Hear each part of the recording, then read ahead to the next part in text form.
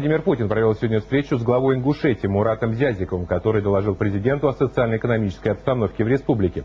Обсуждались восстановительные работы и строительство жилья в Малгобекском районе, который 2 года назад пострадал от мощного оползня, а также создание новых рабочих мест. Для Ингушетии это актуально, поскольку там уровень безработицы выше всего в стране. Еще одна тема – борьба с любыми проявлениями экстремизма в России. Мы с вами несколько раз возвращались к оползневой зоне Малгобекского района. Как сейчас там обстановка? Я должен был доложить о строительстве 60 домов.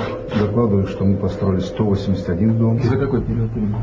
Это за неполный год мы построили.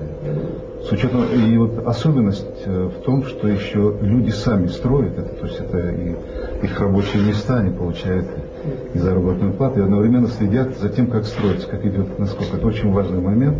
Ситуация в целом в республике, политическая ситуация, так, самочувствие, как вы сами. Обстановка в целом нормальная. В целом нормально. Мы не допустим там и никому не позволим, значит, строить народы, какой-то межнациональный конфликт, противостояние каких-то республик. Мы все привыкли и будем работать только в конструктивном плане. Что касается нужд людей, законных требований, на это, конечно, нужно оперативно реагировать. А что касается экстремизма любого толка, любого проявления, здесь должен быть поставлен строгий, жесткий, непреодолимый заслон.